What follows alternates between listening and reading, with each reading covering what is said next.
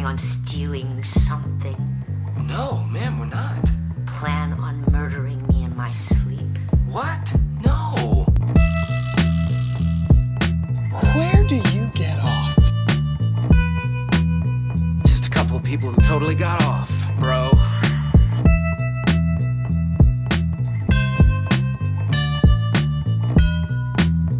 Hey, show us your basement.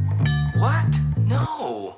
Welcome to another episode of Show Us Your Basement, where we're just going to talk about basement movies, greatness movies. We're going to have a gayo time doing it because we're a bunch of gays. And take it over, Alberto. All right. No? Sorry, that was just Chuck.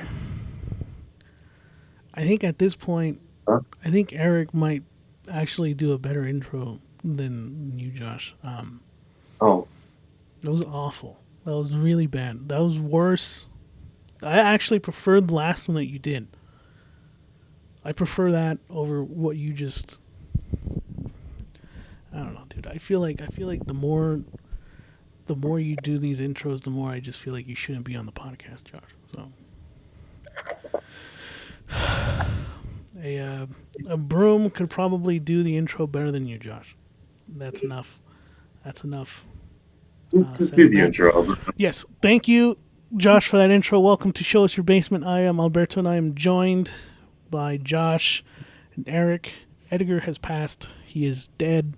He's no longer going to be on the podcast. Sorry, guys. It's. He went out in a blaze of glory. Explosive diarrhea. You guys have heard that. That's going around. He had a bad piece of broccoli from those dollar scoop Chinese restaurants, and just. Ooh. I like those. Stay away from it. Rough. That's my recommendation. Oh. Yep. So so it's gonna be us three here tonight, and we really appreciate you guys tuning in and listening. As always, go ahead and follow, like, share with your friends, subscribe if you have not subscribed yet, and tell your other friends who have not subscribed to subscribe, because this is the best place to listen to 3 people, 4 people sometimes ramble about movies, sometimes video games, and sometimes other stuff. You just can't get it anywhere else. This is the best podcast in the world, Josh. You can attest to this. This is the best podcast in the world, right? It's genuinely the best podcast in the world. Please. It's so great, even a broom can do it. Exactly. Please tell them how much money you've made since starting this podcast. Well, we had Blue Chew at one point. Yep. And if I recall, we had... Oh, that was just it. $0. Yep, there you go. And Eric, $0. you are wearing right now the next sponsor, Carhartt. Tell them why they should be using Carhartt.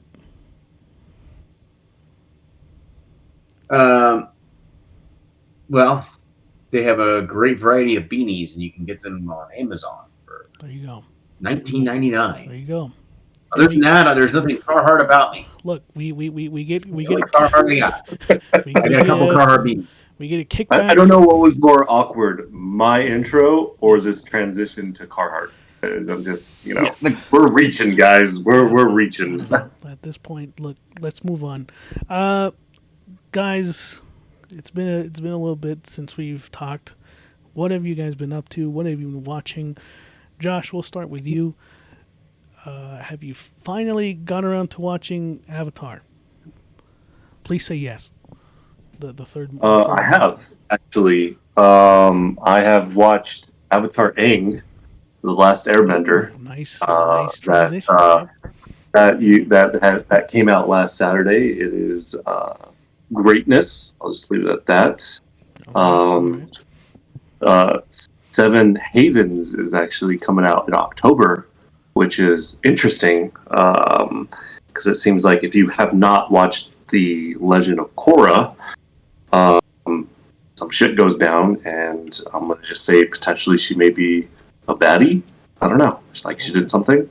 It's not really spoiling The Legend of Korra, but it's alluding to that, and I'm excited. I'm a huge Avatar: The Last Airbender fan. I was a fan of Legend of Korra, and I'm a huge fan of Avatar Aang. So it does the character justice 10 years later, after the original series that came out. Josh, when you said baddie, do you understand the lingo of today? What baddie means? Oh yeah, that's true. Bad villain. Seems like she just goes to the dark side. I'm sorry. Yes. Thank you for correcting me, You're Berto. welcome. This is why I'm here, because you guys are.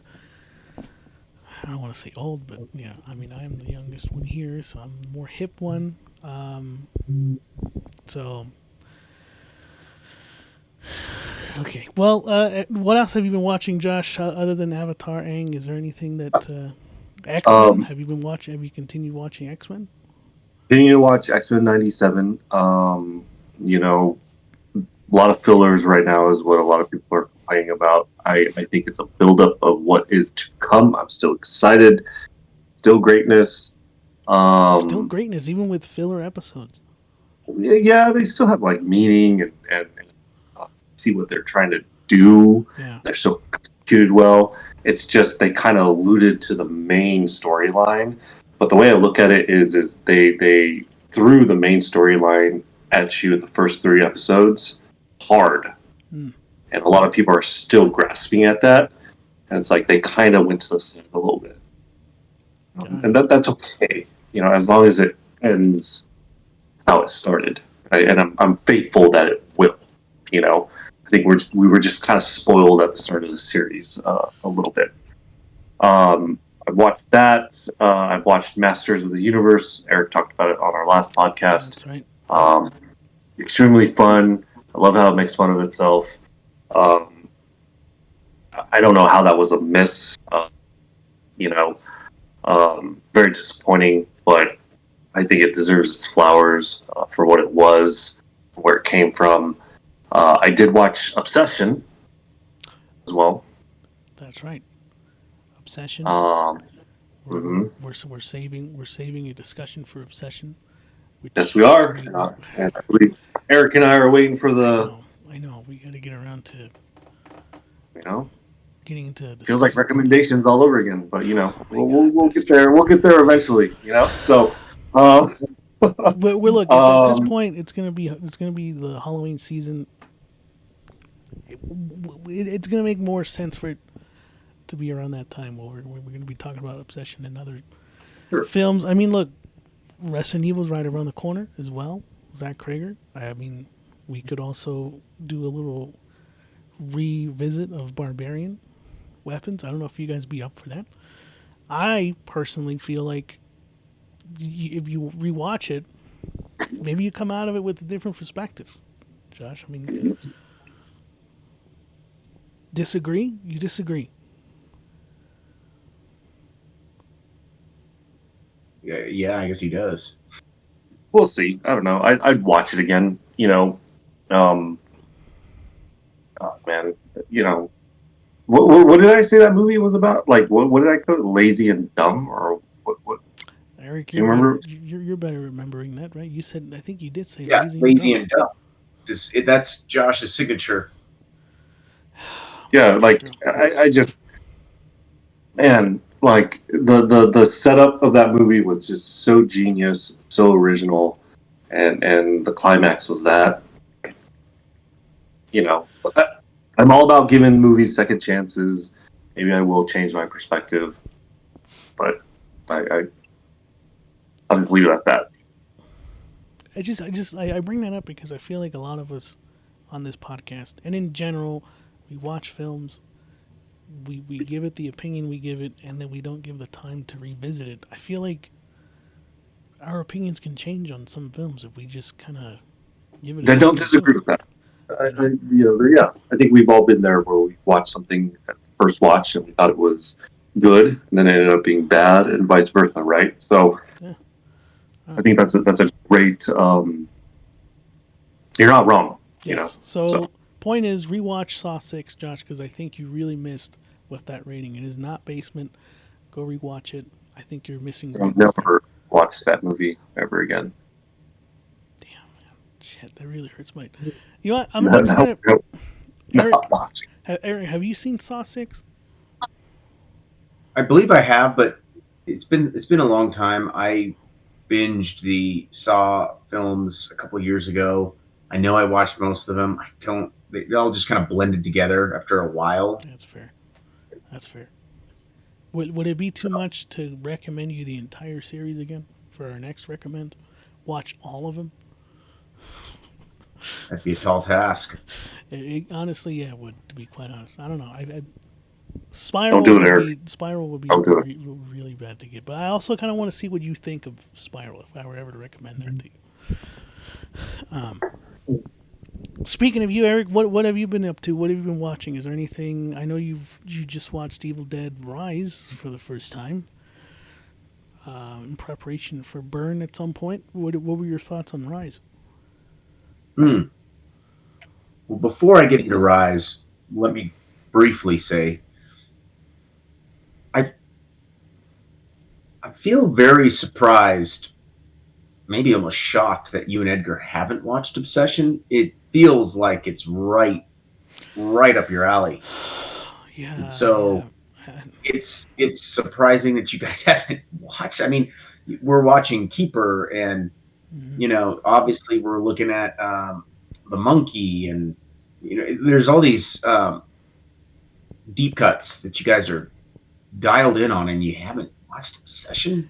Maybe Obsession's not a deep cut, but it falls within a very unique category of It Follows and Smile, and I'm just surprised you guys haven't watched that yet. So I'm disappointed in myself too, Eric. Just to let you know. So, but That's okay. We'll get to it. We'll get to it. I'm sure you will. Evil Dead Rise was okay.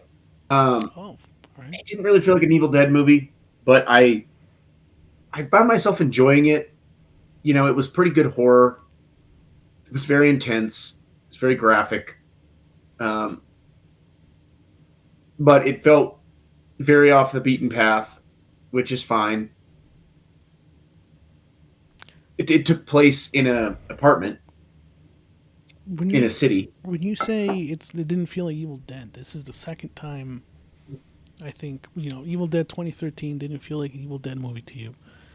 Evil Dead Rise also doesn't feel like an Evil Dead movie. What makes an Evil Dead movie in your opinion? Does it have to be in the woods, in the cabin? I don't think it necessarily has to be. I think one of the key ingredients that we talked about, and I know Josh actually brought it up first, is when you go back and look at the original Evil Dead run, Bruce Campbell was such a vital part to the DNA of why it was so great. He was such an iconic character that it lived on, and he continued to be a part of conventions, and they made they did an adaptation of his own spin-off show, and he was such a big part of that as a character, and it had some goofiness to it, the Sam Raimi effect that made it added that extra flavor of just such a unique taste. And these ones are far more direct with intensity and really getting away from that part, and they don't really have like a stable character to carry it through. They're sequels, but independent stories with different characters. So it's just doesn't feel like an Evil Dead story. It doesn't take away from that. It delivers some very intense moments, a little bit of jump scares. They do very well with the body art and the body horrors, and that stuff is done very well. So there are good things about the Evil Dead reboot. I have no problem with it, but they don't feel like Evil Dead movies. It's kind of like how I'm feeling right now about Alien Earth. Like, it doesn't feel like an Alien universe, right? I know that it is, but there's something missing about it. So I also watched Masters of the Universe, and we actually weren't recording when I was talking about it, so we didn't really talk about it. But my knowledge of the Masters of the Universe, I don't know the source material that well. There's not a lot to go on with Masters of the Universe outside of the original cartoon and the massive success they've had with the toy line. I know they had their 1987 movie with I don't know if it was 87. It was in the late 80s with Dolph Lundgren, and not a very good movie, but a great Skeletor in that movie though. Great costume design for him. That kind of carried it carried the watchability of the movie, I think. I actually thought Masters of the Universe. I feel like I share a very similar opinion to Josh. I think for what it was, it delivered very well. It kind of parodied itself. It didn't take itself too seriously. It was very loose. It was okay making fun of itself. It was they did it well. Like, it was oddly funny. Like, they delivered some unexpected comedy that I thought stuck pretty well. I wouldn't say it was like the funniest moments I've ever watched in a movie, but it did pretty well. And Jared Leto gets a lot of criticism when I actually think he's got a lot of range. Maybe it doesn't always come across that way to people, but he really is a very talented guy. I mean, he's a musician, he's an actor. The guy's 55 years old and he looks like he's 35 years old. He's incredible. Yeah, he's like 55, dude. That's what I mean. You're like, what? You forget that he plays and been around for so long. And I mean, does it help the fact that you both went into it with low expectations? I wouldn't say low expectations. It was just like zero expectations. Zero. Yeah, I don't think it was low or high. Mm-hmm. It was just like, oh, there it is. Heavily CGI. So I think this was a Mattel production. So it has me wondering about the Teenage Mutant Ninja Turtles in the future. How is that going to look? Maybe they will deliver something interesting from the product. I don't know. We'll see. Time will tell. But I think it, again, without really knowing much about the characters, I'm not a He-Man Masters of the Universe fan. So I don't know anybody that is. I know there's a following. I know it exists. I know they're out there. But I've never really met one. So I would be interested to hear the perspective of somebody that has followed that brand for their lifetime and just think to kind of get their perspective. But there isn't much of it, where the Turtles have, they have a very vast, expansive library of shows, movies. So we have a very large sample size of what they are. And so it's easier to kind of dissect the Turtles and share an opinion, whether it's highly critical or high praise. They've got a lot more to work with. So I think with Masters of the Universe, I would consider that to be a success for them. And I think Jared Leto was great at Skeletor, despite I don't know what he did as far, you know what I mean? It was completely a CGI'd character with I don't know if it was his voice and it was tweaked. I have no idea. So, but his name is credited, and it was a very, very good character. He was a very good villain, and I think that's why I was engaged in the movie. It had a likable villain, and I go back to this. If you can deliver the villain, you could probably deliver a good movie, and I think that's what ultimately happened with Masters of the Universe. So, Evil Dead Rise, good. You should probably call it something else, but it isn't. It is what it is, but not bad. Eric, I appreciate comments, first off, on Evil Dead Rise, because I agree with you 100%. It's definitely didn't feel like a, Evil Dead movie. And as you were talking about it, I was thinking about, like, Oculus. Virgo, I know you've seen it as well. I'm not sure if you've seen it, Eric. But, obviously not an Evil Dead movie, but Evil Dead Rise in a lot of ways felt like Oculus to me, and I'm like, how did it feel like Oculus? Like, in what way?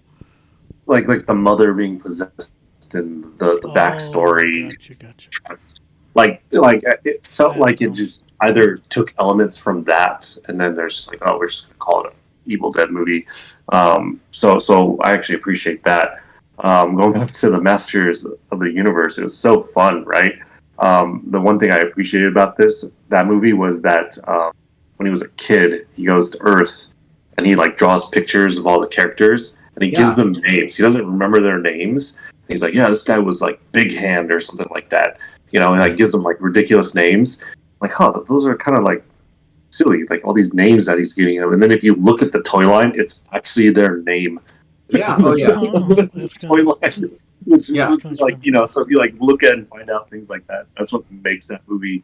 It's Yeah. fun. The perfect word for that movie is just fun. Just leave it Yeah. at that. Agreed. It was they did that very well. How he named the characters Yeah. these pretty silly names because they are. And another thing too, the Skeletor comment that you made, right? He-Man has this like conversation with him, and he's like, "Let's talk about this. Let's work this out." And he's like, "No, Yep.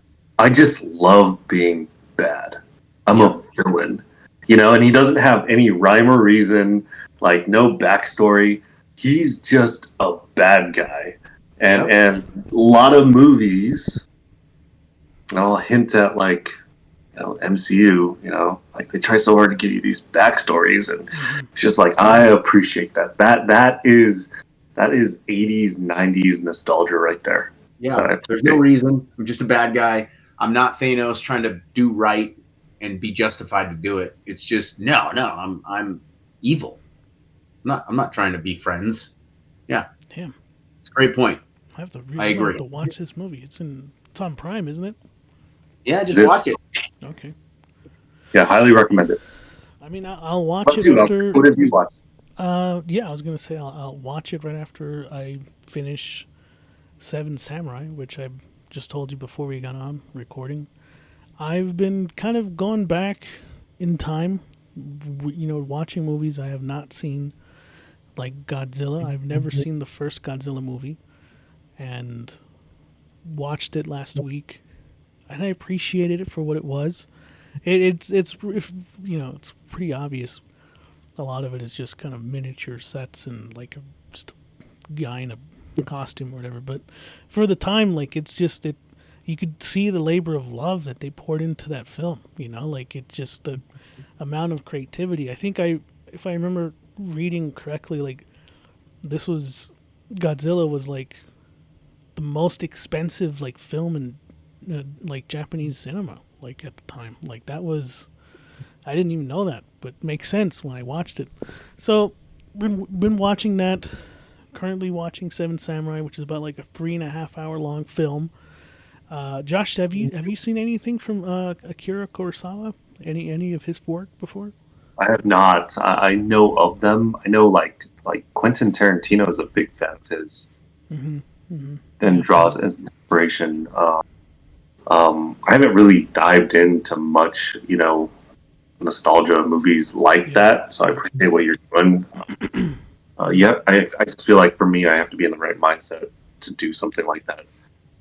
So 100%. no of them, So, but I envy you, man. I appreciate that you're doing it. Yeah, it's kind of interesting to kind of read through the history of these films. With currently what I'm watching with Seven Samurai, just hearing all the different adaptations that other films have made, like the Magnificent Sevens, essentially just a remake of Seven Samurai. I think A Fistful of Dollars is another film that from Sergio Leone is actually a remake of Seven Samurai, if I remember correctly.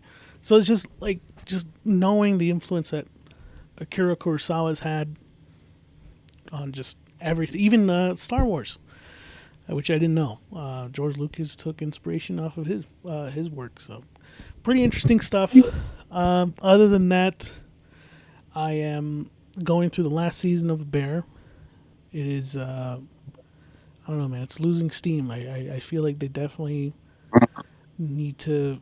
It's a good thing that they're finishing it on season 5. I believe it's on. That's the season that they're on. So, kind of going through it, I think I binged all the other seasons before. This one, I'm just like, just taking my time. I don't feel like an urgency to finish this season of The Bear, which I don't know if that's saying a good thing or a bad thing, but nonetheless, been watching that. And currently also on the side, trying to finish No Way Home, rewatching it again in preparation for Brand New Day, which has been getting a lot of good reviews. I've been hearing it's one of the better MCU films that's come out as of late. I don't know if that's also a good thing, considering a lot of the MCU films that have come out have not really been doing so well, or just kind of underperforming. Like Thunderbolts, which I thought was pretty good, but no one was really around to see it. I think that was kind of a underrated MCU film. So, yeah, I've been doing that. I'm excited, dude. I mean, are you guys going to be watching Brand New Day opening weekend? I know, Josh, you will be. Eric, you'll be trying to make your way into the theater and watch it. Yeah, I know. I stated it, and I poked fun at the Tom Holland Spider-Man movies. Biased reasons, I'll say, as a Spider-Man fan. I'm just nitpicking at this point. We'll just call it what it is. Yeah. But I am excited for this for several reasons, because it feels like we're actually going to get a true Spider-Man story in a lot of ways. So, Josh, isn't that kind of crazy? After all these years, after all these Spider-Man movies, we're still having to say, "Oh, we're finally going to get a real Spider-Man story." And it's like, what about the other ones that have come out before? so let me tell you this about. It took 3 movies for them to realize that they actually made a mistake, and they had to kind of semi reboot the story a little bit to give us what we, Yeah. um, and then again, I am biased. I am a huge fan of the Sam Raimi Spider-Man movies, but what they did, the struggles of being Spider-Man, Yeah.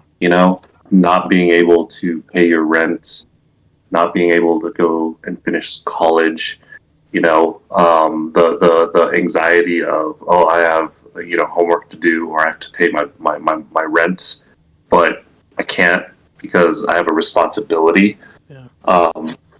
We didn't get that since Spider-Man 2, Spider-Man 3 even, and then Amazing Spider-Man did their own thing a little bit, kind of gravitated away from it, and then we get it from Marvel Spider-Man, the video game, Yeah. that brought us back in that nostalgia, Mm-hmm. and we're finally seeing that in the big screen again. It just feels good. It's a testament to Spider-Man 2, Sam Raimi Spider-Man 2, that every review that I've seen so far of Brand New Day, people have been saying, "Oh, this is the best Spider-Man movie I've seen," but it's not as good as 2. And it's like, you're damn right, man. Like, I think that is still by far the best Spider-Man movie ever made. The fact that there's everyone, like, every review I've seen has been like, it still hasn't come close. Eric, I know you're not a huge fan of the Sam Raimi films. I forget, do you like Spider-Man 2 particularly? Sam Raimi's Spider-Man 2? Or you just don't like all of them? I actually did like Spider-Man 2. Okay. Yeah. It's good. But it's not greatness. It's good. It's good. Okay. Yeah, I'll take that. I'll take that. Josh, I know you're a little slightly offended, but I'll take that. It's good. I don't know why we have to be upset. I can feel you. Like, I know you want to say something, but It's not even just a great Spider-Man movie. It has a lot going for it. But yeah. Anyways, we're not here to talk about Spider-Man 2. Yeah. What are we here to talk about, Josh? What is tonight's episode all about? You have a topic in mind that I think is actually kind of fun. So go ahead and explain it to us. I think this is going to be a little tough of a conversation, but and I think you guys can also relate. Like when I watch a movie, I always and when I finish it, I leave the movie theater. I always have this thought, majority of the time in my head, is could they have done something different to elevate the movie? And that's what I want to talk about today. Okay, is a lot of basement movies out there could have had the potential to be greatness if they may have done some things differently. So I would like to kind of pick a movie, dissect it. We can talk a little bit about what makes it basement, and then we can change, shift, navigate certain things about the movie in hopes of maybe making it greatness a little bit. And I know this is kind of a tough topic, but let me give you an example. I don't want to dive too much into this, but I'll use The Dark Knight Rises as an example. Okay, I think we can all agree that that movie is basement. Okay, I agree. we left unsatisfied. There, but it had some potential in it. Maybe if they changed the narrative a little bit and was maybe a little bit more truthful to the source material. And I'll say that, right? So, The Dark Knight, greatness. Say that's a greatness movie. It ended well. And what was great also about The Dark Knight was all the crap that Batman went through, trying to take down the Joker, trying to save the boats, fighting on the rooftop, to confronting Two-Face, and falling off of that ledge. He was exhausted, beaten up, right? I think he had a leg injury as well at the end of that movie. And then he leaves and rides off in the night, right? Yep. What if The Dark Knight Rises started from the ending of The Dark Knight? Okay? And this goes in combination of Nightfall. Batman, Bruce Wayne, goes back to his apartment. Okay? You mean his Batcave? Or his manor? Well, his manor was burned down. So he was living in that apartment or that suite or whatever, right? In Yeah. Gallup. Okay. Yeah, right? Yeah. So he shows up back into his apartment, and who is waiting for him? Bane, Oh, right? man, that's so good. Yeah. That's actually And we find out that Bane, through this whole process, has been watching, has been observing, okay, and waiting for the right time to strike. And it is his moment right there to confront him, to beat him, and then break his back. And it ends. And now Gotham is without its Dark Knight. Okay, Gotham for the last year is now being run by villains, being run by Bane, right? And it's worse than it's ever been. Whereas Bruce Wayne, who is now handicapped, okay, on a wheelchair, is desperate to where maybe he needs to reach out to somebody he knows, and that person is Joseph Gordon-Levitt's character. Why make him a Robin? Make him like an Azil character. Yep. And he trains him to take the mantle, which he does, but because he was an orphan, because he was also a cop with Gotham PD, he kind of had that corruption, and he does things. He breaks the one rule that Batman believes in, the no-kill rule. That's actually pretty good. Right? I like that. And now it forces Bruce Wayne to recover, heal his back, take up the mantle. Of course, we're gonna have to sideline Bane, okay? Because Nightfall, he wasn't really the true villain. Azil was. We have two Batmans fighting for the true mantle.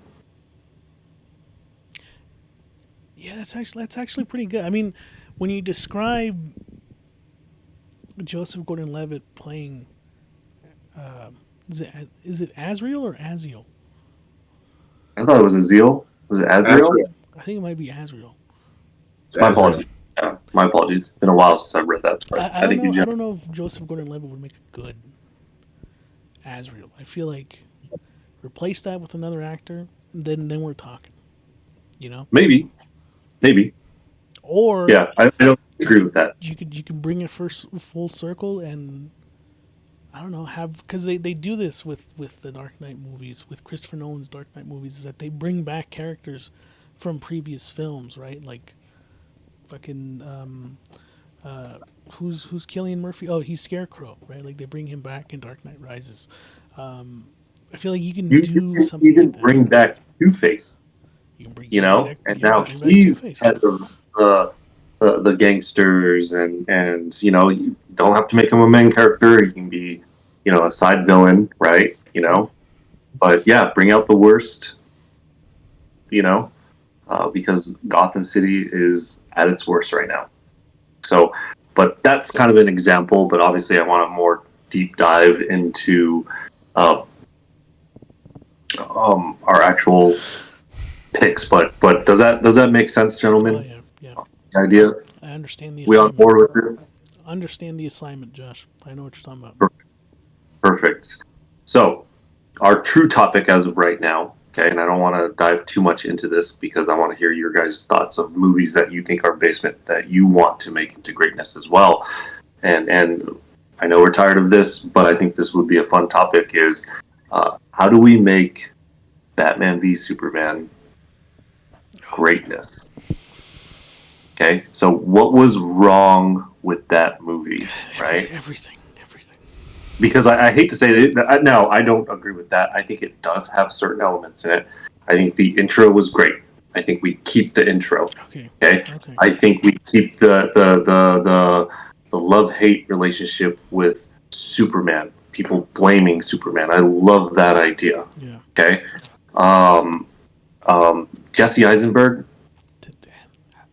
We can change him up. Shave his head. Make him more sophisticated. Make him more of a behind the scenes type of villain that's sophisticated, that knows what's going on. That's one thing that'll change. Doomsday. I'm gonna take him out. Please do, because I don't Take think Doomsday. he was Okay. unnecessary. The main villain, I think. Okay, and I think the movie is fine up into the Senate. Okay, I'm gonna keep the movie the same up until the Senate. Okay. Okay. I'm following you right now.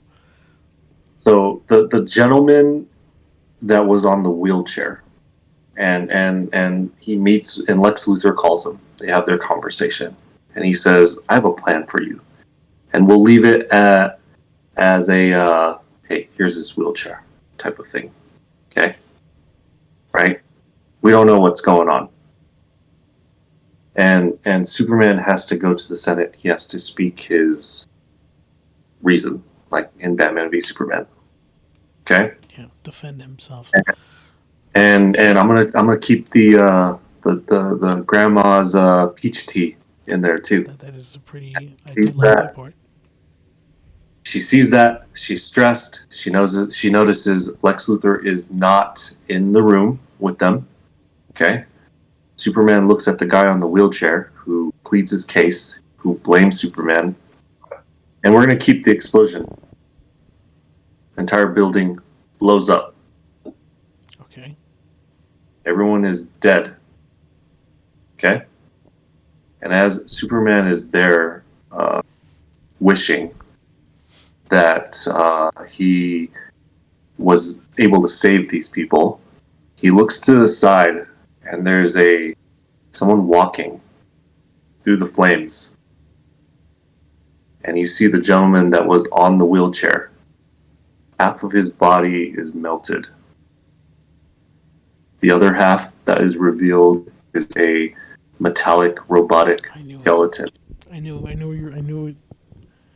And we replace Doomsday with the true villain, right, of Metallo. And they make eye contact. He leaves. Because this is only the beginning, gentlemen. Where does that leave Batman? I think, again, we keep it the same, right, in a lot of ways. I will say that I do like the idea of a disgruntled Batman. Okay. That he's willing to break his rule. I think that it is more emphasized in what he's doing. That it is also known that he's willing to do anything that he can to stop Superman. And he doesn't care who gets in his way. Okay? But obviously I'm talking too much. What do you guys think? Where are we at right now? Do we like where we're going? Do we still need to make changes? Eric, you have been quiet. What are your thoughts?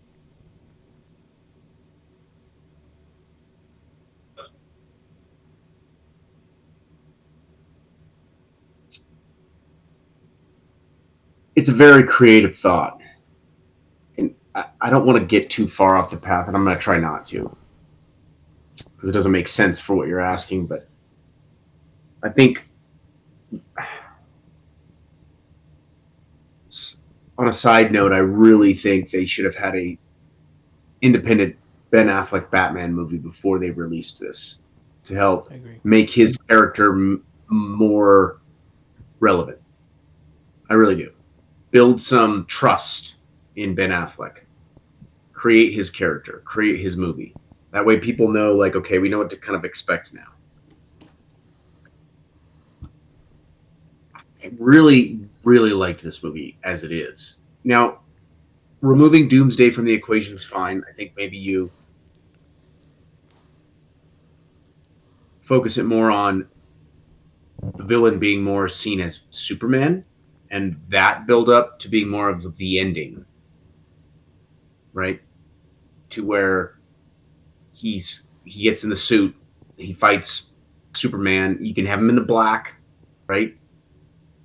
Oh no, that's Justice League. Sorry. Yeah.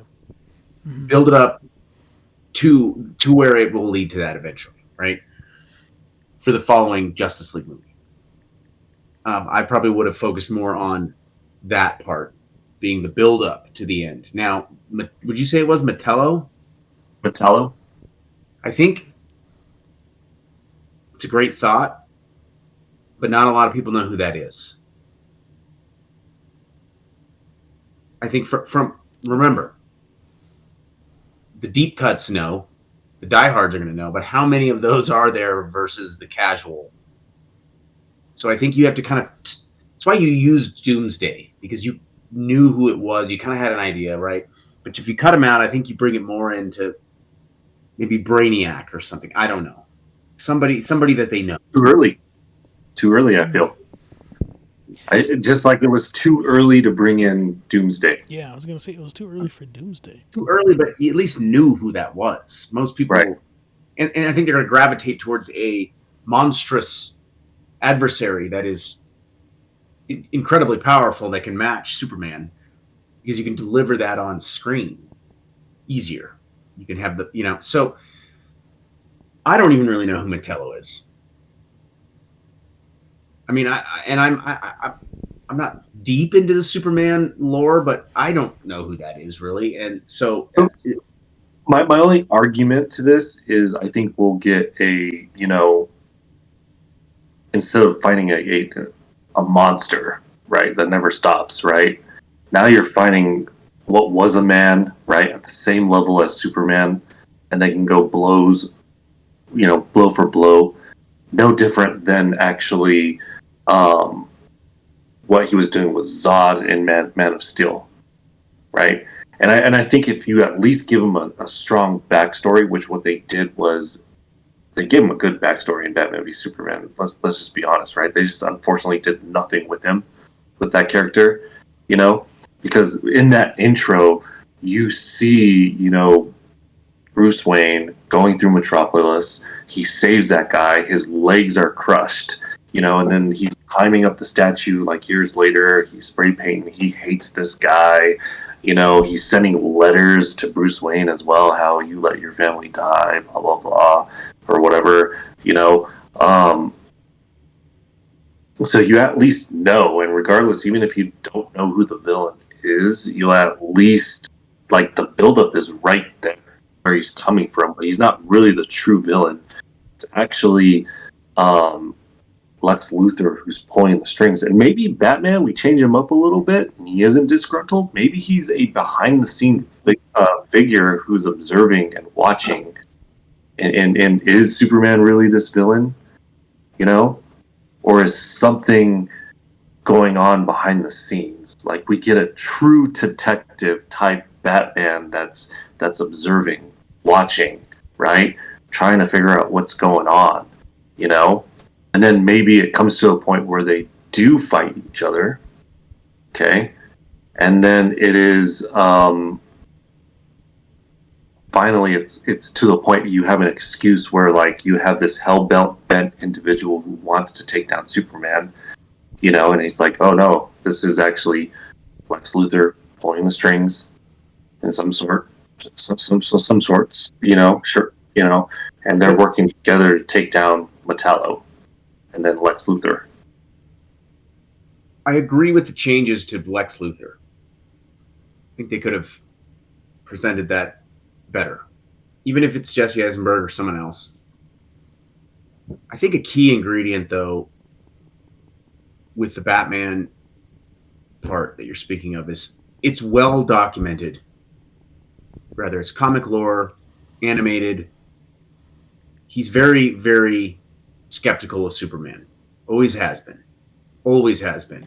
So I think they delivered that part well, where he's skeptical of this guy. Agreed.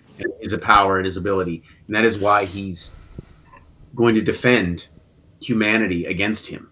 And so I think having kind of the beef between the two, the uncertainty, I think was served well. I think they actually delivered that part very, very well. So I don't know if changing it to, like, less skeptical would fit, because that's something Zack Snyder actually did very, very well, was delivering the source material from that part.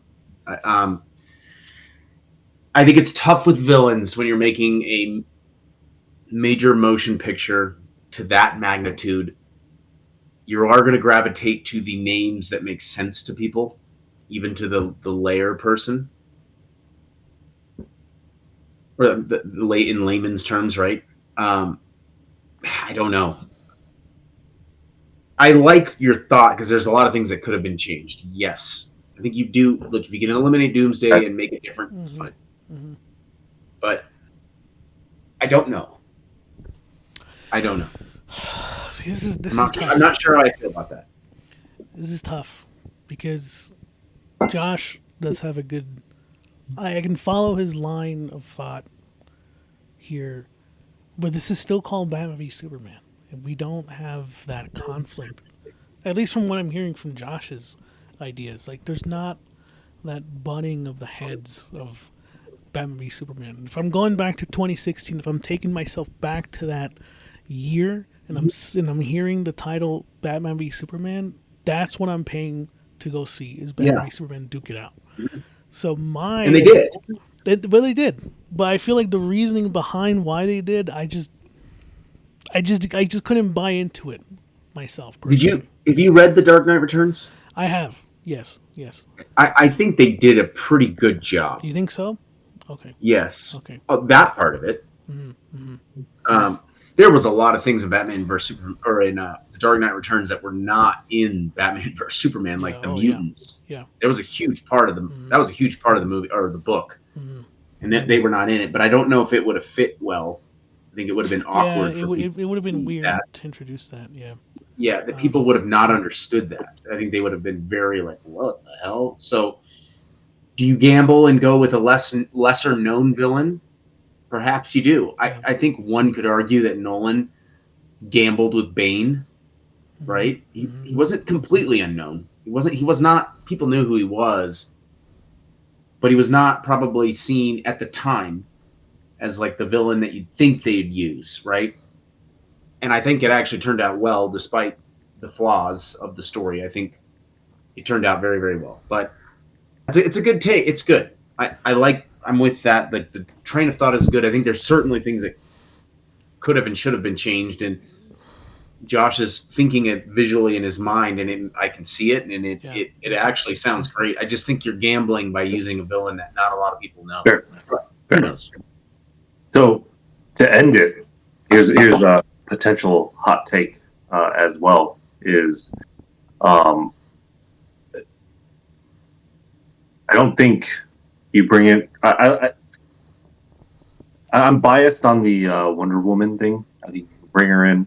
You don't. But regardless, you have at least the Dark Knight and Superman finding Metallo, and you keep in mind he does have his kryptonite part, so he does have the advantage.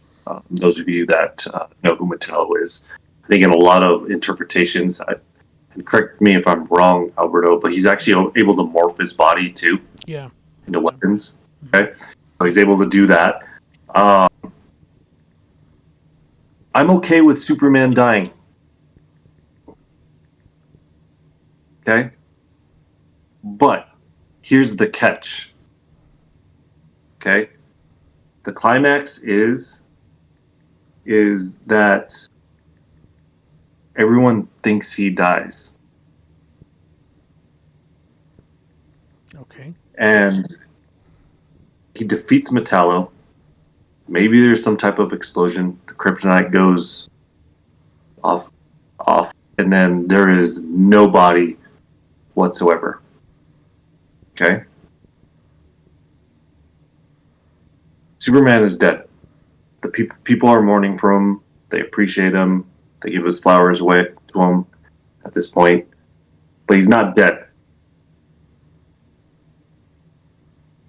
Because of all of that has happened, the time when he started being the Man of Steel, up to this, he doesn't want to be Superman anymore. He goes back to his farm. He wants to live his life. Lois Lane knows that he's still alive, right? And he's running away from being Superman. Okay? Because again, you don't want to do something like this so early, but you hint it. Right. But you still show at the end that he's still alive, he's working on his farm, he's Superman no more. Okay? But Batman is smart enough to know, and he drives up to his farm. Tell him, I can't accept this. The world needs Superman. And it ends. Hey, you clearly put a lot of thought into this, Josh. Clearly put a lot of thought into this. Will that not elevate won't those changes somewhat at least elevate this movie? Well, see, I got a different version for you, Josh. Now let me go ahead and pitch that Please. for you. Okay. So Please. I agree with what Eric was saying. I think we need to establish Batman first before we get into Batman v Superman. So give him his own solo. I don't disagree with that. I think we give him his own solo film. But here's the kicker: I don't think it should be Batman. We still call it Batman, and we loosely adapt the Black Mirror comic book by Scott Snyder, and we have someone else take the mantle temporarily as Batman. And who would that be? Jason Todd.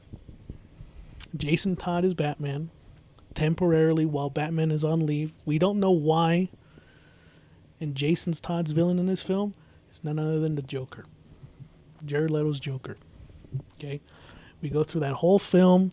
Jason Todd fucking just trying to I don't know what the story would be, but in the end of it, he wants to follow Bruce's code. He wants to keep the Joker alive, and it costs his life, just like it does in the movie. Bruce Wayne returns to see the tragedy that Jason Todd has died, And what was it that caused it? The rule that he told him not to break, which is the no kill rule. That's what morphs Batman from being the Batman that we know to that disgruntled fucking, like, I'm just gonna go ham on everybody Batman at the end of that film. So from that point forward, this is no longer the Batman we know. This is the Dark Knight from the Dark Knight Returns. Batman v Superman. Here's the villain. It's Joker still. And what does the Joker do? He realizes Batman doesn't think I'm important enough to take me on. My only wish is for him to see me as a true match. But if he doesn't see me that way, then I have to bring someone down. I have to make somebody be at the same level as Batman. Like, I have to make Batman see me as a true threat. So what does Joker do? Kills Lois Lane. And we get the same plot from Injustice. Superman goes evil. Not true evil, but I mean, you got all the shit that's happened from Man of Steel. People hate him. So that just throws him off the edge when he finds out that Lois Lane dies. And of course he finds out it's Joker. Kills him. Realizes who was responsible for it? Batman. And he goes after Batman. And the whole film is just Batman v Superman. You get the Batman versus Superman fight that we all wanted. And right as it's about to end, Superman's about to kill Batman. We find out the reason why Batman's been gone this whole time, because he's been recruiting the Justice League. And he calls them out at the right time to go up against Superman. Boom, you get the end of the film on that cliffhanger. Will Batman die? We don't know. You know, it's like that. I feel like that because that's what Zack Snyder would have wanted. I think he was going into that, like, that Injustice storyline, and that's how you do it. So I like it. I appreciate your idea a lot, because now it gives you reason of, like, Bruce Wayne looking at, like, the Jason Todd suit and Yes. things like that. Right? Mm-hmm. I don't disagree with you. I like the idea, but again, I got to ask the question. We talked about bringing in Dark Doomsday early, bringing in the death of Superman early, Yeah. right? It's killing Lois Lane early. Oh, that's the thing. That is, you're Too bringing early, though? maybe because you're bringing in that evil Superman version way too early. That might be the only flaw in that, like, pitch. I think you're killing off, Lois Lane too early, and I feel like she still has a lot more to contribute in those films. You really want to build up then that like the moment when she does die. So that could be the only setback, I feel like. But as I was telling Eric, if I'm bringing myself into 2016 and I'm trying to accelerate the DCU to match the MCU, I feel like you should just go down this route. I don't know. I mean, I like your idea as well because it has a lot of layers to it. Whereas mine's, I feel, is like just very like straightforward. We just get into it, But I think that's how I would do it. That's how I would improve it. I feel like you need to have a solo Batman movie first. I don't disagree with that. I think, it should have been Man of Steel. It should have been Batman. I think that's what's going on with James Gunn's, the flop of Supergirl. Unfortunately, we'll nitpick that a little bit. Is that if you're going to do it right, you should have done a Batman solo movie. I'm sorry. I understand that. That's true. I understand that, we're getting a sequel to Batman 2 eventually sometime, right? But, hey, world's finest. We want that. The world does want that, and yeah, I don't disagree with you on that. Both of you guys, I think it should have been Man of Steel. It should have been a Batman movie afterwards. Yeah, and look, as much shit as I give Zack Snyder, he was working with what he got. Clearly, he had a vision. Clearly, it was interfered by a lot of, like, studios intervention and stuff. So I see the vision of what Zack Snyder was going for, but it did definitely feel like he was skipping a few movies to get to that point, which is, I mean, it's impressive that he managed to even get to that Justice League cut that we got, and it being as good as it was, despite they're not having as much build up towards like Cyborg beforehand, the Flash before. Like, he just brought them all in. So I thought that was impressive, despite the. Is that movie also like 3 hours long? 4. 4? Justice League, Yeah. 4 hours long. Jesus. And it is a beautiful watch. Jesus. A long movie, but it is a beautiful watch. But anyways, let's move on from Batman v Superman. Alberto, I think you have an idea. Yes, I do. Look, I'm Hand it off to you. kind of. I don't know why I'm doing this. It should be Edgar up here talking about this movie. The Halloween trilogy. You guys unilaterally agree that it's He based doesn't on. want to take it, but let's just be honest. He's okay with the way it is. So I don't know. I've heard him talk about Halloween Ends and how much he wishes that was different. My pitch for it, if you're gonna keep Corey as the villain in Halloween Ends, you might as well have just established him from the very beginning and build him up as the villain until Ends. That's route number 1. Route number 2 is never have introduced Corey at all and just have Ends continue directly after Kills with Laura. What's her name? Lori. Just continue on with her hunting down Michael, just like it should have been since fucking 2018, and give her the final showdown with her and Michael.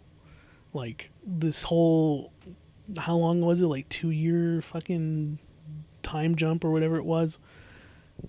It really killed the momentum, because you end Kills with her leaving the hospital with the knife in her hand, like she's about to go fucking find Michael, and then 2 years later she's just like okay with everything that's happened.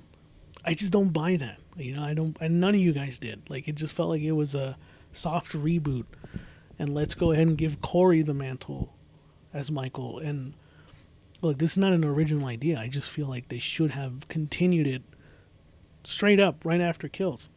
Have Lori go after fucking Michael, and just, with all the chaos that's going on after Kills and Tommy getting killed and all that kind of stuff, just her going after Michael like it's the fucking Predator, on the streets of Haddonfield. I think that would have made it so much more better. I love the idea that Corey is in all 3 movies. It's a build-up. Yeah. Okay. It's a gamble. It's a gamble, though. It is, right? But you're always wondering through these movies, the first and second, like, who is this guy? Why is he here? Right? Like, yeah, keep him deranged, question his integrity as a person, right? I love that idea. I really do. My question to you guys, though, is, do you keep the supernatural element in the series or not? Yes. Because clearly, the writers didn't know what the fuck they were doing when they said, oh no, he's not supernatural. And we're going to explain why he's not supernatural and why he could survive all these attacks. Like, no, you couldn't explain it because you didn't have a good reason for it. Just stick to him being a fucking supernatural slasher. You can keep it minimal and not really explain too much as to why. But just leave it as him being supernatural. Because all the damage Michael took in those movies, and you're telling me he didn't die? I don't know. I just don't buy it. After Ends, you're just like, yeah, how's this guy still alive?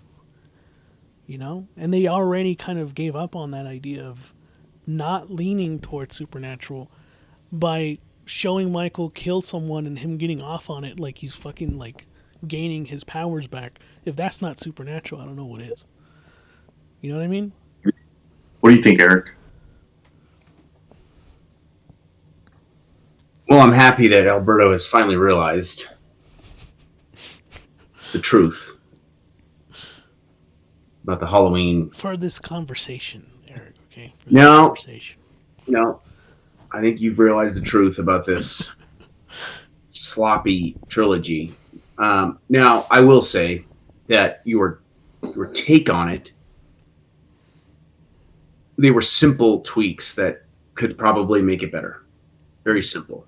Whereas the Batman vs Superman, though it was very well thought out, it felt like we were just doing a whole different movie instead of just like, what could we do to these little changes to make it greatness? It kind of felt like, well, let's just rewrite the whole thing. That's true. Not really. We're kind of just starting over at that point. I think with this most recent Halloween trilogy, I like your thought to simplify it. Let's cut off the fat that doesn't make any sense and just make it a simple movie. But guess what?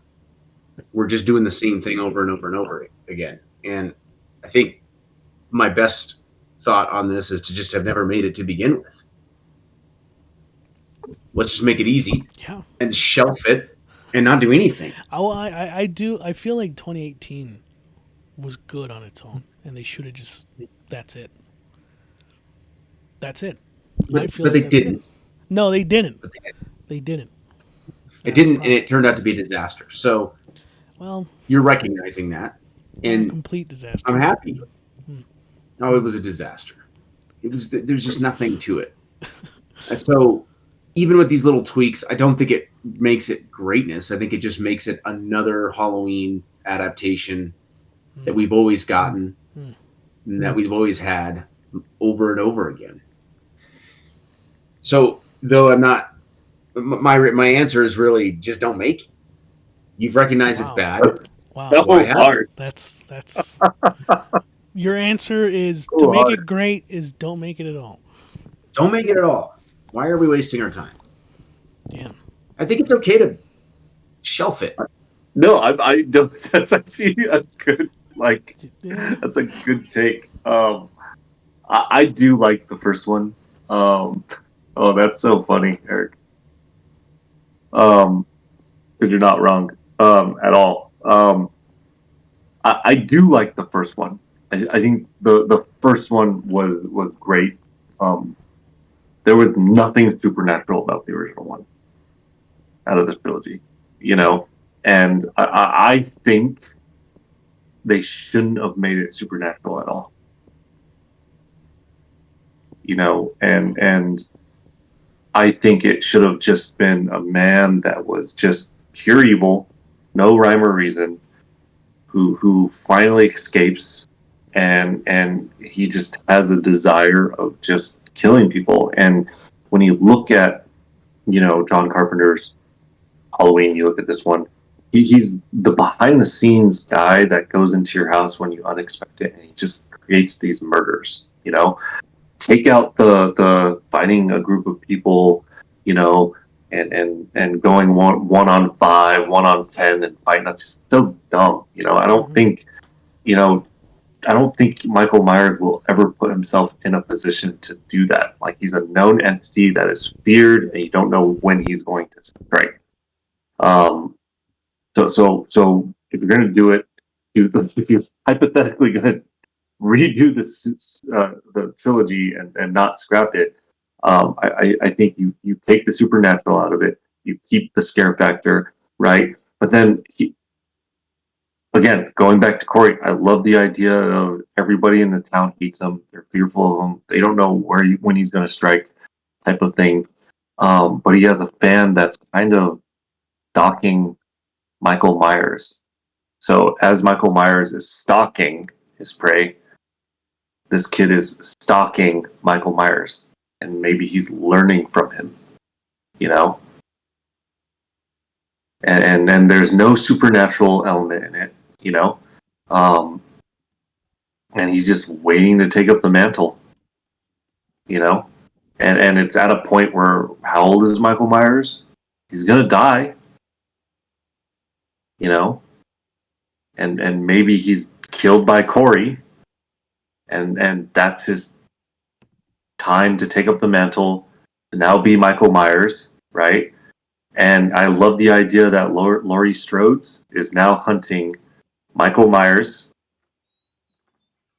in Halloween Ends, but it's not really Michael Myers anymore. It's Corey, that we all know, you know? And as she kills him, she's not satisfied because as she takes off the mask, it's this young kid, maybe.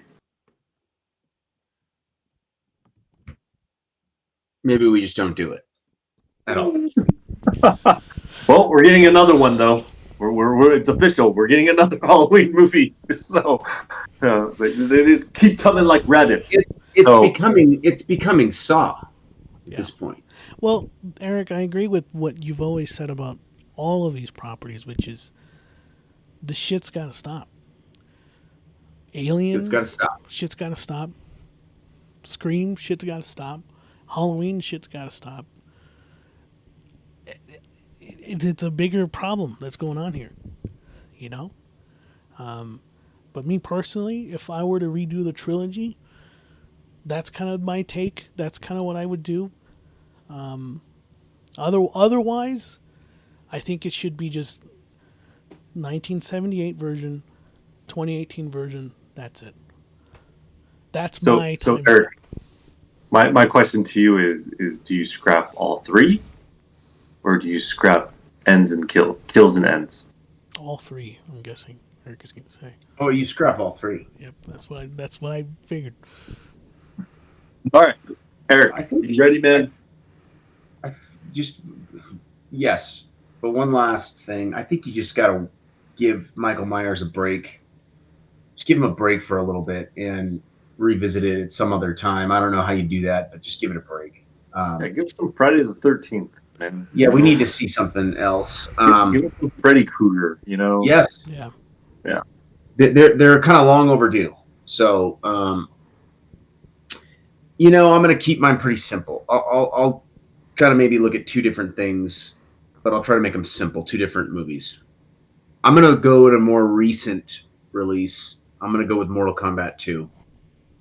Ooh. And I think the way I kind of see it, because I thought it was a disappointment, I would have changed the story a little bit and really rode with Cole Young to the end. I would have probably changed Carl Urban, unfortunately, or fortunately. I agree. To someone else that maybe fit the role a little better. Who that is, I don't know. I think you have to recast him, number one. You recast him, and I think you make it more of like a duo with him and Cole Young, and you ride through this movie with those two. Now, they had the pressure of getting rid of Cole Young. Fine. But you made your bed with him in the first movie, and then you hastily swept him out the back. And it was gross. So I would have wrote it out to the end and would have eliminated Cole Young at the end with Shao Kahn, near the end, and set up a story where several of these characters die, like Jax. I would have eliminated Sonya Blade as well at some point, made it a little more dramatic. Katana kind of comes into the fold, joins them as kind of a trio at the end of the tournament, cut out the Scorpion Sub-Zero rivalry, just not permanently, but just maybe cut it out, and then build the ending to where they have to go into the netherworld, the nether realm, and Scorpion's waiting to kind of guide them through it, to set up a third film that has, you bring Sub-Zero back as Noob Saibot if you want, and they have to kind of navigate the netherworld to save the souls of the ones that died, right, or whatever. It's actually really good. I think you kind of do it that way. Just simplify it, right? Yeah. Like let's recast Carl Urban, keep Cole Young, but have him die at the end, so you kind of give him something to go out on. And then it's kind of like the story of Scorpion is going to help them because his bloodline was eliminated. Now he's kind of coming back, and he's going to help them, as like a anti-hero, right? He's kind of an anti-hero. Yeah. He's kind of on the fringes, right? And so that's what I would have done. I would have just simplified it like that. I would have not brought back Kano. Leave him out. It's actually a good idea. Maybe introduce some different characters that were more menacing in the tournament to present in some of the fights instead of it being heavily with Shao Kahn just being like jammed in there, beginning, middle, and end. You want to kind of build it up, and then he eliminates Cole Young, and then Katana ends up eliminating him. And Kung Lao, I think not Kung Lao. I think you kind of leave. Liu Kang. Why am I forgetting his name? Liu Kang. Oh my god. I like what they did with Liu Kang. I think you just kind of leave him as he is and maybe keep his story arc intact to the way they had it with the Kung Lao fight, because that was great. Just it was overcomplicated. And Carl Urban just didn't fit that role. He just didn't. He wasn't as comedic as I think we thought he could be, because he sort of is in The Boys, but it's a very different kind of humor. Mm-hmm. It's like a kind of a real dark. I don't know how to. If you've seen The Boys, you understand. It's a simple. I feel like it's just Carl Urban is trying his best to put on his like American accent and be an American Hollywood movie star, and it just doesn't work. You know. Yeah, his range was exposed a little bit. It was. It just wasn't charismatic either. I feel like he just.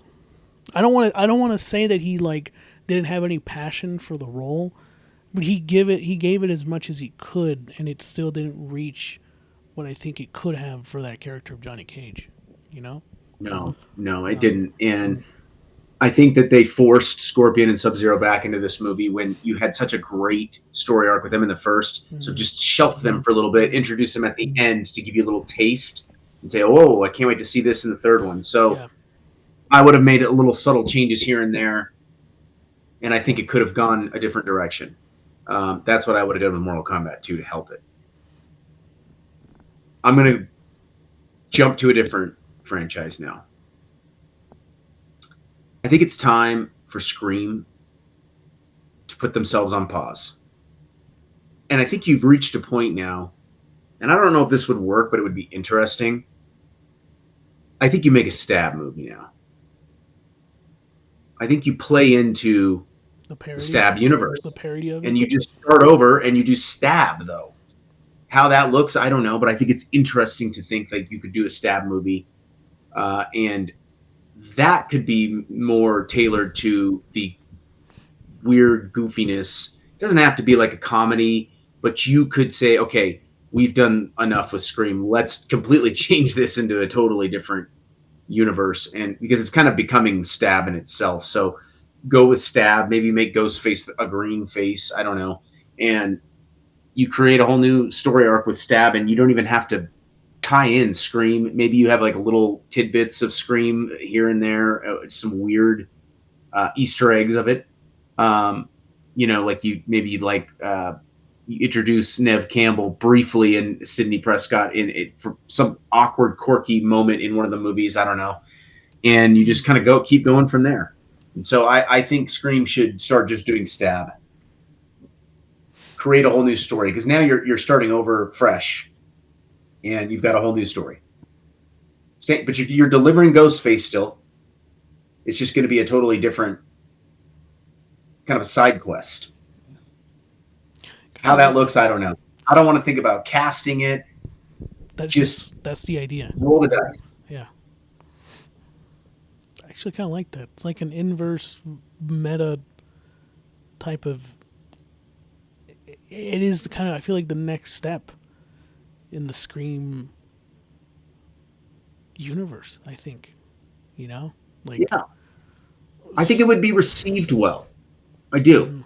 Because it would be like, you're still getting the basic ingredients of Scream that people do like, and you're giving them something new, right? And so it gives you a whole new story arc to create. You don't have to bring all the old baggage and bullshit along. You can focus on a whole new characters. Forget about Sidney Prescott.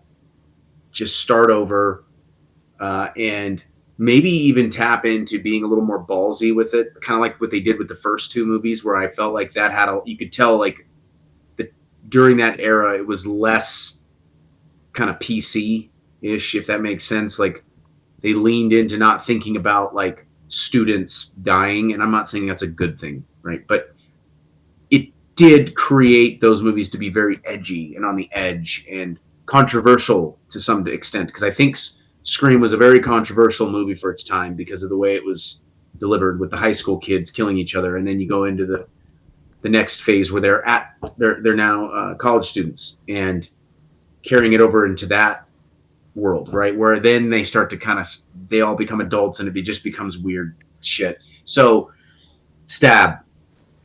Let's go. I like that. Those are two good ideas, Eric. Makes me not want to rewatch Mortal Kombat 2 because I wish that version existed. The one we got. Yeah, I love your takes. I love the Mortal Kombat take. I do agree with Cole Young. You ride with him until the end. Okay with killing him off at the end. Yeah, the end. It's earned that way. I feel like. Yeah. If you're gonna make changes to the second one, I would make a slight change. And you guys all heard me nitpick this. Is you bring in their abilities right off the bat in the first one, right? They're not trying to find their abilities, because here's the thing. I think Johnny Cage is an extremely cool character. He's my favorite character to play. Give me a shadow kick. Don't give me a brief second of it. Mm-hmm. I want it throughout the entire movie. So the first one should have been, let's keep it the same.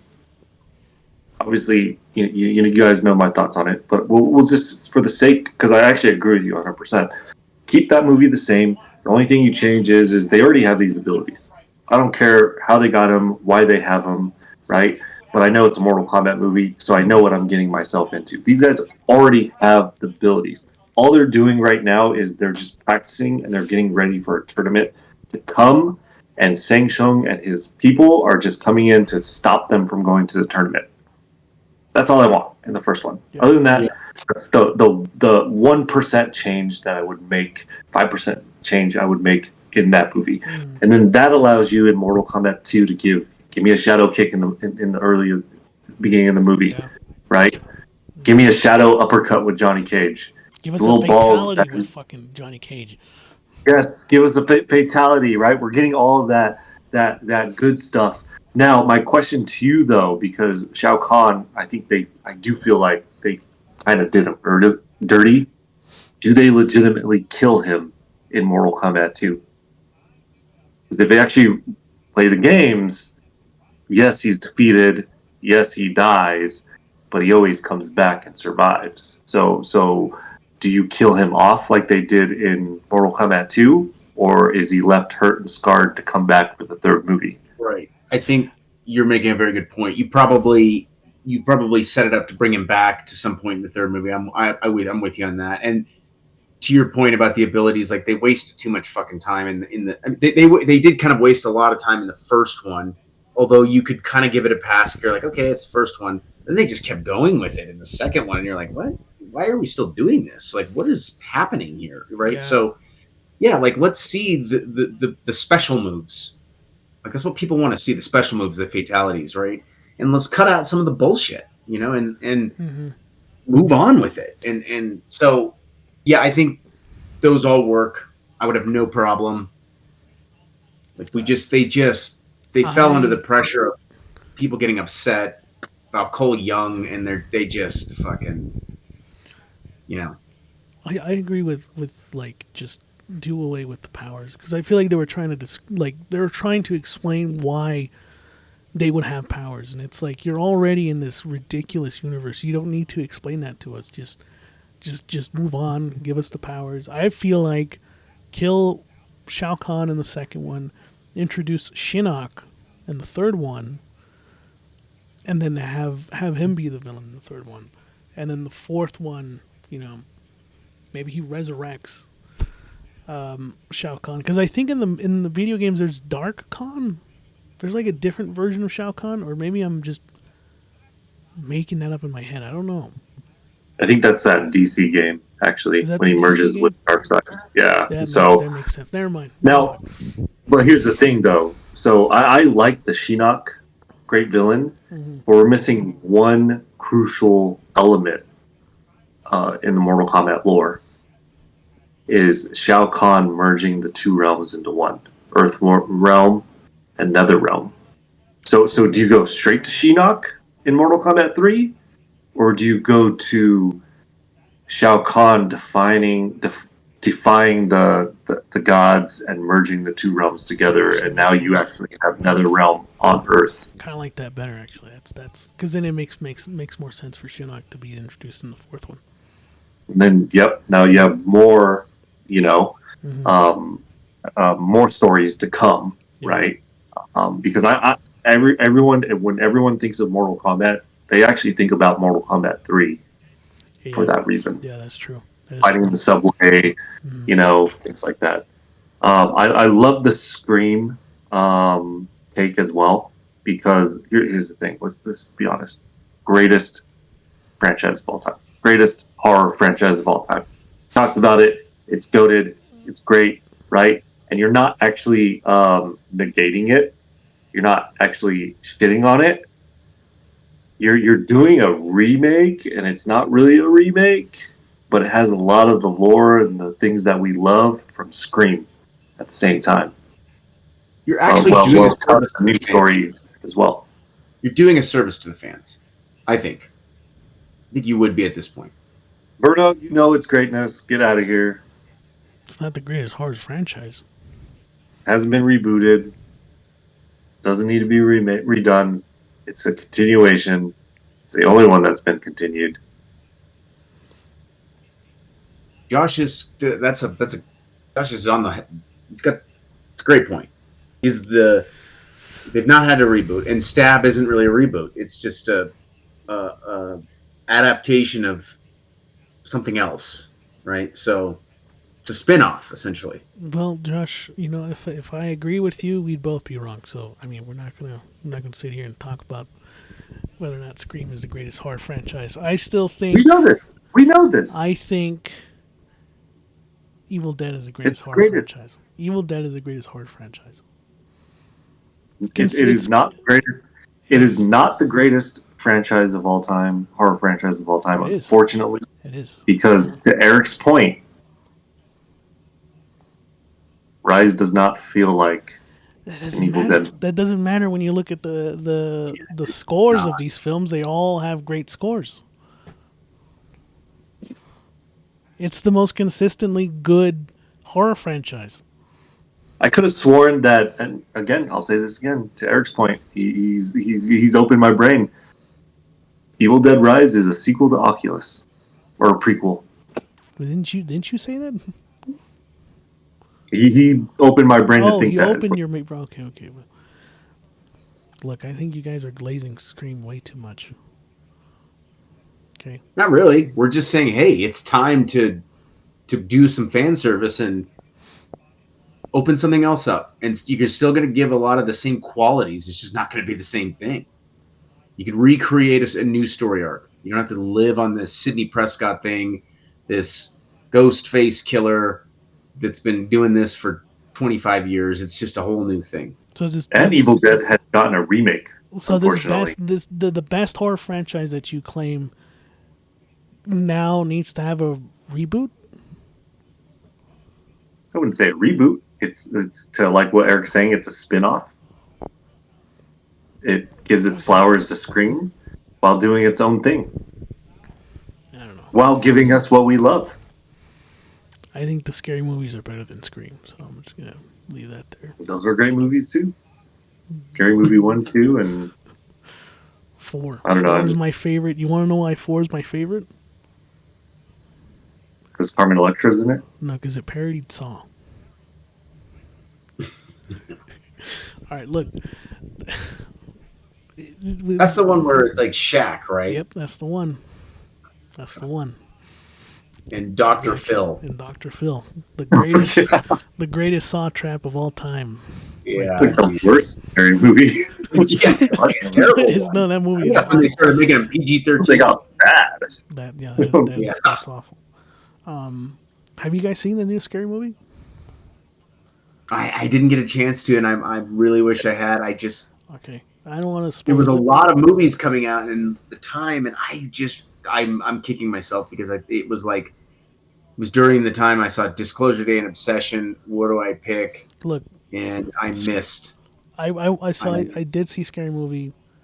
I think a lot of people when it came out were, I don't want to use this word.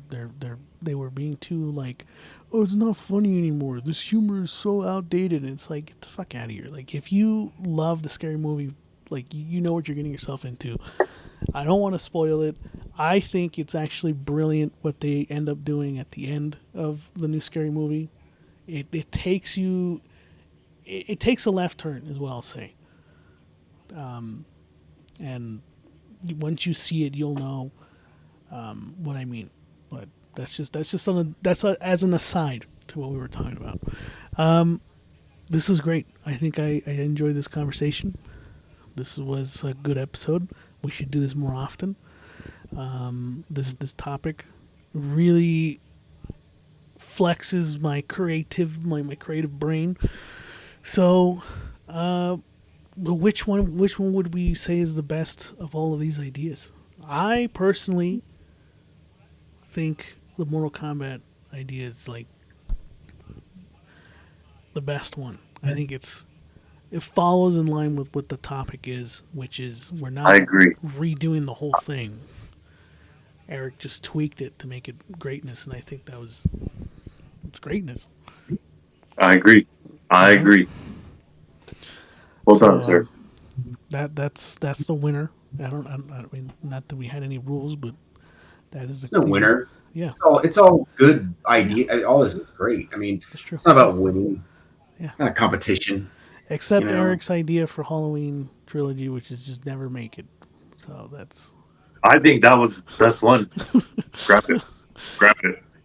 Nedgar wasn't Grab here to it. defend himself, so he's. Oops. Well, Get it out of here. thank you guys for listening to another episode of Show Us Your Basement. We really appreciate your love and support. As I said at the top of the podcast, share this with your friends, like, subscribe, and be on the lookout. We will be doing Poor Man Sports. It is coming back because football season is right around the corner. So if you're looking forward to hearing our takes, or more particularly Eric and Josh's takes on sports, be on the lookout for that. Really appreciate it. Eric, go ahead and sign us off. Yep, we're going to start getting this going. We were talking about it earlier, so it's time. We're in August pretty much, and I'm very excited. Like I said last time, the Eagles just extended Jalen Carter, our best defensive player, which I was relieved. I wasn't sure what was going to happen there, but he is a force. He's disruptive. He's a little quirky, maybe a little dirty, but he is a force in the center of our defense. And so he has an opportunity to be a generational player. He's a Super Bowl champion. He was a player that probably would have been picked first overall, but he had some off the field issues in his college days. He fell to number 9. We swooped him up, and he's just been a menace. So I'm very excited that Jalen Carter has been extended. He's got a shitload of money, but he's going to be worth that money. He's been worth that money, and I can't wait to see what happens. All right. You're missing the most important part, Eric. Go Birds. There you go.